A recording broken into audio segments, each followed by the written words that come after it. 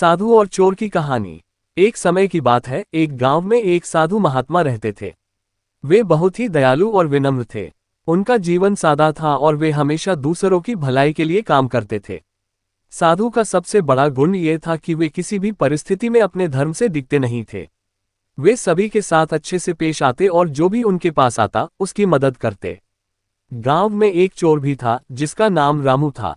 वह हर रात चोरी करता और गरीबों के घरों से पैसा और सामान चुराकर भाग जाता। रामू का मानना था कि दुनिया में सबसे बड़ी ताकत पैसे में है और वह यही चाहता था कि वह ज्यादा से ज्यादा पैसे कमाए, चाहे इसके लिए किसी को भी ठगना पड़े। वह बहुत चालाक और गुप्त था, कोई उसे पकड़ नहीं पाता था। एक दिन रामू ने तय किया कि वह साधु बाबा के आश्रम में चोरी करने जाएगा। वह जानता था कि वहां कोई उसे देखेगा नहीं और साधु बाबा के पास भी बहुत सारा धन होगा।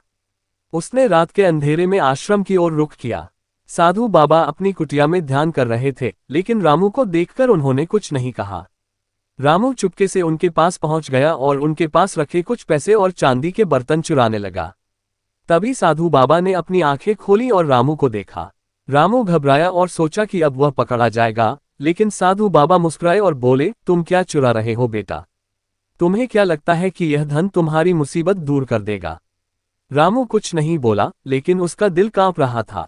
साधु बाबा ने कहा, धन से खुशी नहीं मिलती, सच्ची खुशी तो आत्मिक शांति में है। तुम जो कुछ भी चुरा रहे हो वह तुम्हारा नहीं है।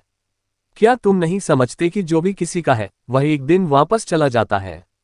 रामू चौंका और साधु बाबा की बातें सोचने लगा।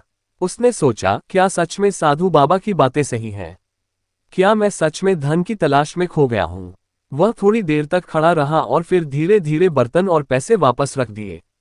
साधु बाबा ने उसे आशीर्वाद दिया और कहा, अब तुम सच्चे रास्ते पर चलोगे, यही हमारी शुभकामनाएं तुम्हारे साथ रहें। रामू ने उस रात के बाद चोरी छोड़ दी और साधु बाबा के सिखाए मार्ग पर चलने लगा। उसने मेहनत करना शुरू किया और समय के साथ वह एक नेक इंसान बन गया। गांव वाले भी उसकी बदली हुई नीयत को देखकर हैरान थे। साधु बाबा की शिक्षा ने रामू की जिंदगी बदल दी और वह सच्चे सुख की तलाश में लग गया। इस कहानी से यह शिक्षा मिलती है कि धन से सुख नहीं मिलता, बल्कि सच्चे सुख के लिए आत्मिक शांति और नेक कार्यों की आवश्यकता होती है।